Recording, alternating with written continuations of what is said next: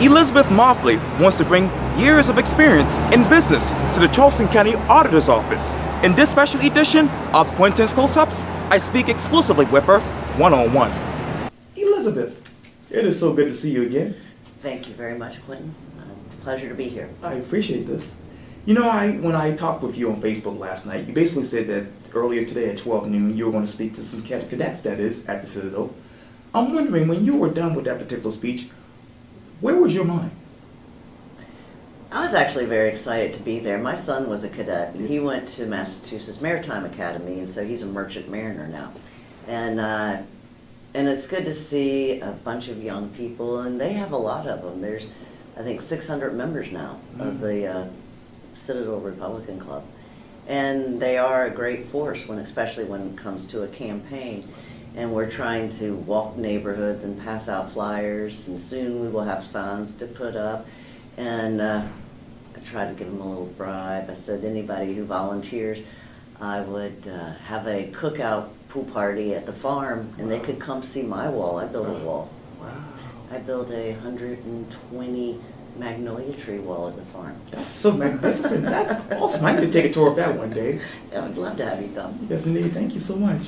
Well, let me turn to the campaign itself. Obviously, it's what, 49 days out? Oh, no, I think 39. Yikes. No, it's counting down. Ooh. Well, which actually I'm excited. I'm ready for November 8th. Really? Mm-hmm. In fact, your competitor, Peter Tecklenburg, sent an email to most of his followers, and for some reason they sent it to me. I don't know why. Well, that's nice. I guess they wanted you to know. To be in the know. Well, apparently so. Well, now you're going to tell me so. I didn't get the email. Okay. He says, Dear Quintin, for the last 4 years, I've had the great honor and privilege of serving as your county auditor. Despite accomplishing so much in that short time, there's more work to do. With your help, I hope to be able to serve 4 more years. When you hear that, you say? He will get, this is a partisan office, and depending on which side comes out will depend on who's going to be the auditor. Yes, indeed. It's, it's a competition. And we have the D's and we have the R's. Right. It's like football. Yes. And so Peter's on the D team and I'm on the R team. Right. And I think I would do an excellent job as a watchdog for taxpayer money on the Charleston County School Board and calling for an audit. And the majority of the issues that the district had in their shortfall was from not having accurate or checking with the auditor, or the auditor sharing with the district what anticipated revenues were, which caused this is really a $9 million shortfall. Speaking of which, I have 2 questions asked to you about this particular situation. First, we are actually sitting across the street from the Charleston County School District, your old stomping grounds. Taj Mahal. Okay. But, when you think of what Dr. Drita Postway has done really from May, which is the closing of Lincoln Middle High School, to right now, what is the biggest thing that sticks out in your mind? Well, I was always a fan of maintaining Lincoln. It's a community, and especially being removed from, the metropolitan area, that I'm a fan of neighborhood schools, and I supported them maintaining that school. Right. I was trying to figure out where there was going to be any savings, because what's interesting with that situation is Lincoln was a Title I school. And so the majority of their income, which was around $23,000, was for revenues from Title I funding. Okay. And by moving them to Lincoln, they now no longer qualify for that money. And so the district's still going to get the Title I money from the feds, because we still have those students who that you can use to get those funds. But there's a rule. The federal government says 40% of your school population has to be free and reduced lunch in order to get Title I funding. The district has set it at 70%, so 70% of your students need to be Title I. But the federal government also has a waiver that the district could apply for to allow Title I funding to follow all students, no matter what school they went to. And they're not doing it. Wow. So.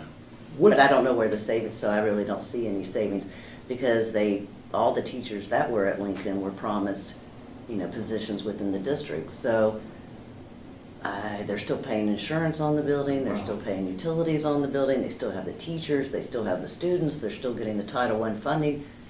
Where's savings? Wow. There's no savings. Wow.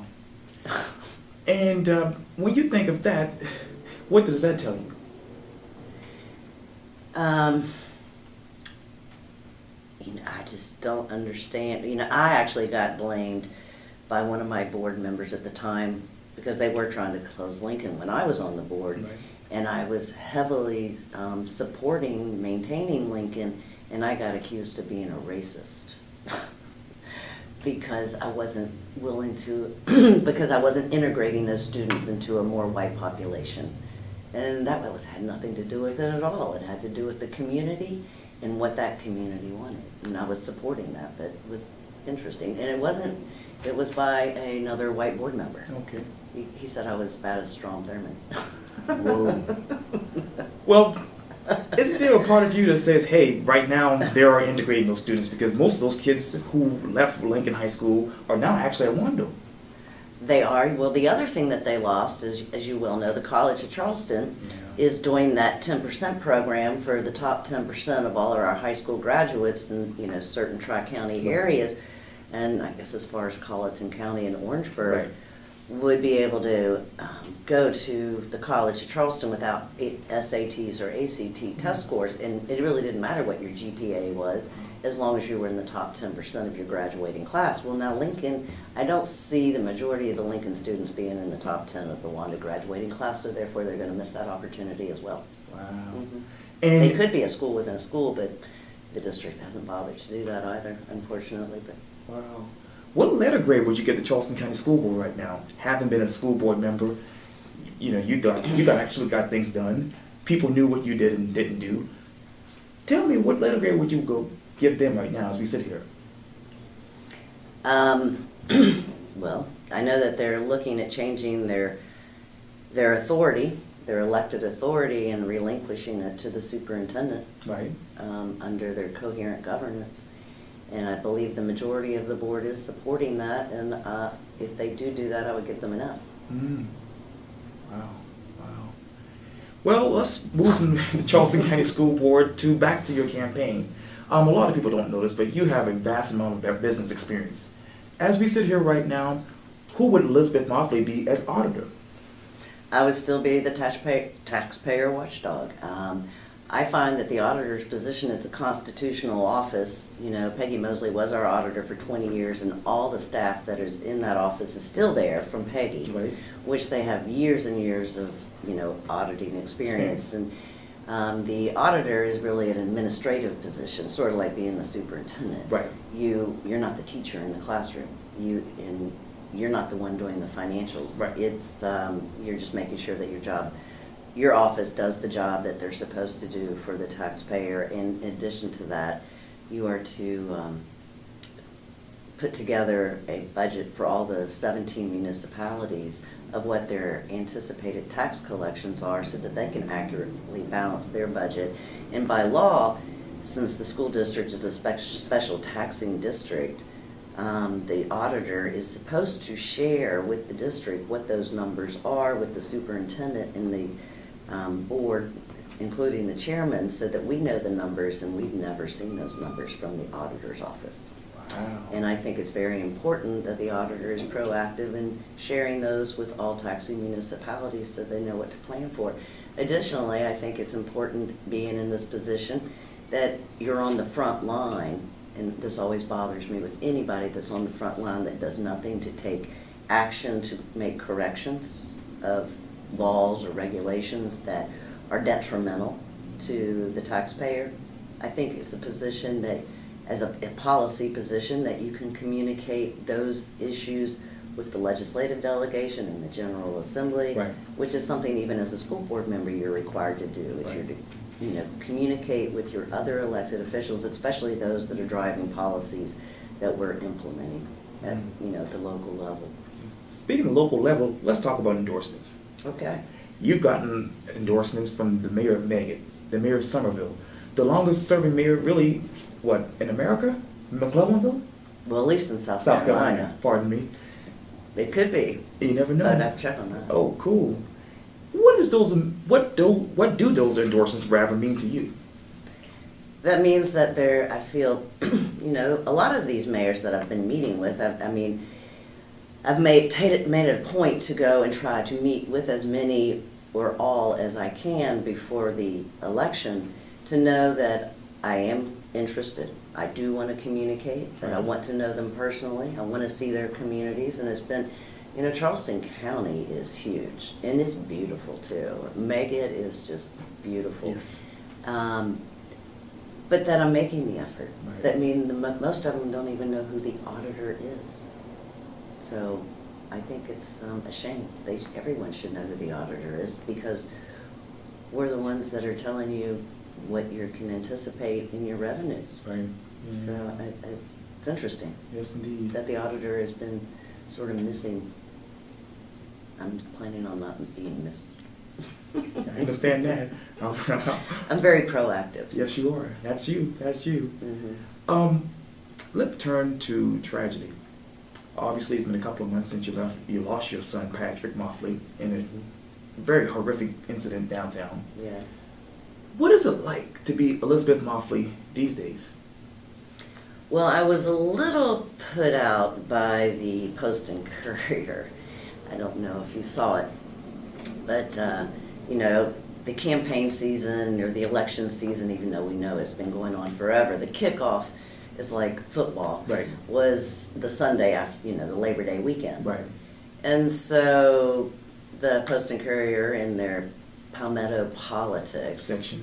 they gave me the headline that I was running because my son died, or his murder. Wow. That's why I was running.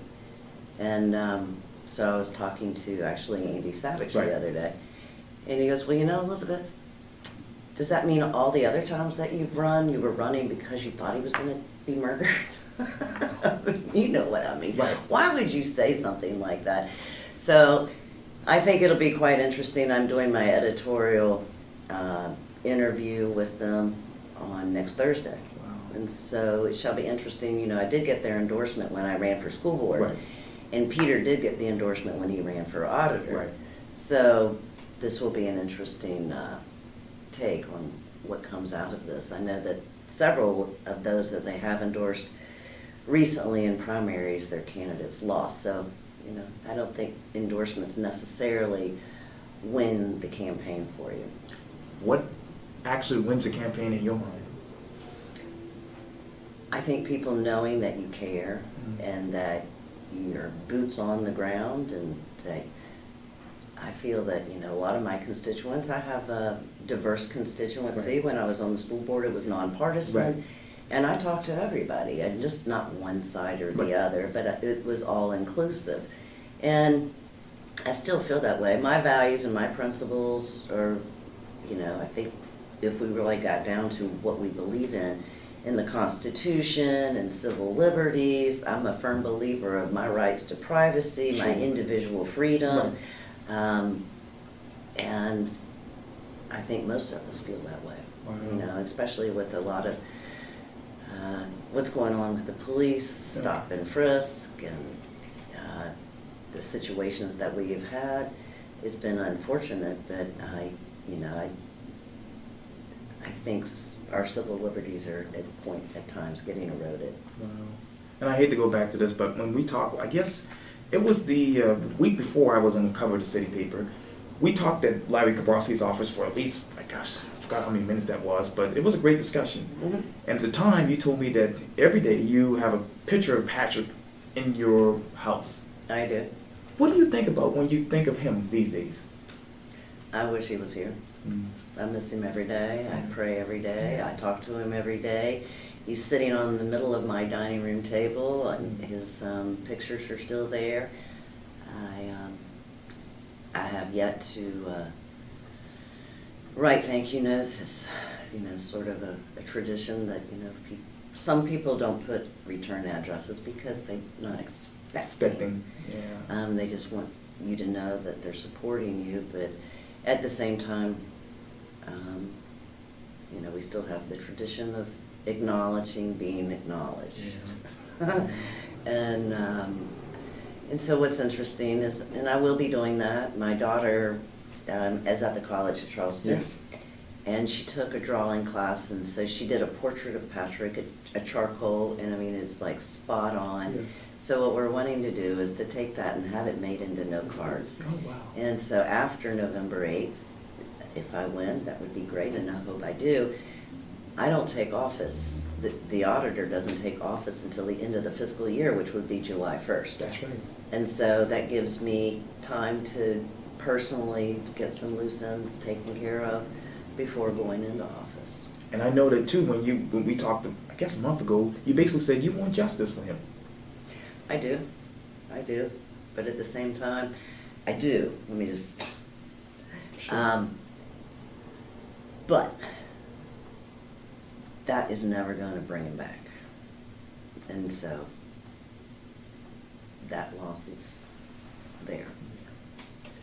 Elizabeth Moffly, thank you so much for your time. I really appreciate this. Quintin, always great to talk to you. Thank you. I Thanks. appreciate that.